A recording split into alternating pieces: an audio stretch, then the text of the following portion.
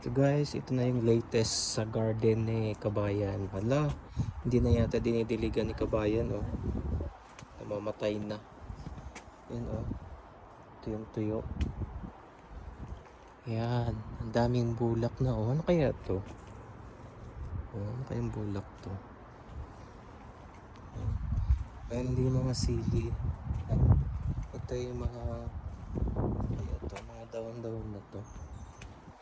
Yan, ang tanglad. May dahon na yung malunggay.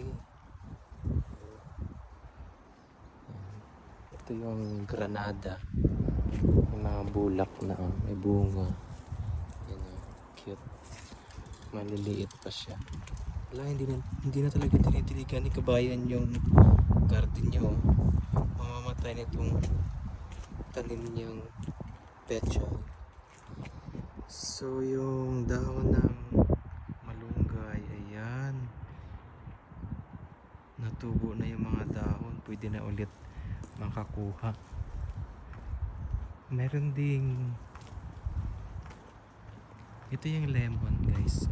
Ayan, malaki na yung puno ng lemon. Meron ding kalamansi si Kabayan, oh. Tingnan mo, may mga bunga na, oh. Guys, oh, bunga. Yan, wow, galing ni Kabayan. Yan, ito yung pangalawang puno ng lemon. Meron ding puno ng dates. Ayan, oh. Ang taba ng puno ng dates. Ganyan pala yung puno ng dates. Yan. Tsaka meron din ditong mga kangkong. Ayan. Ayan guys, mga kangkong. Tapos meron din siyang tanim na saging. Ayan. Saging. Ayan, ito. Hindi ko alam kung anong gulay ito. Yan ang mga tanim ni Kabayan. Ala, meron din ditong punla. Punla siguro ni Kabayan to. Yan o. Pechay. So ito yung daon ng malunggay. Ayan. Medyo okay na siya, guys. Ayan. Ang galing ni Kabayan, di ba?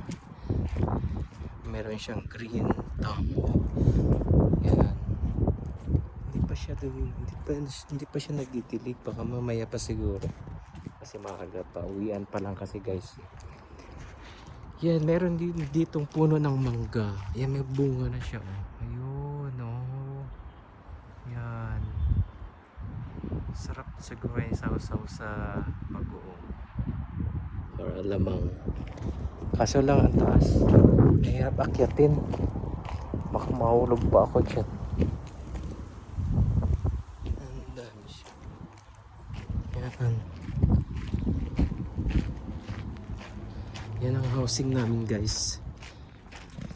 Diba? Ang laki.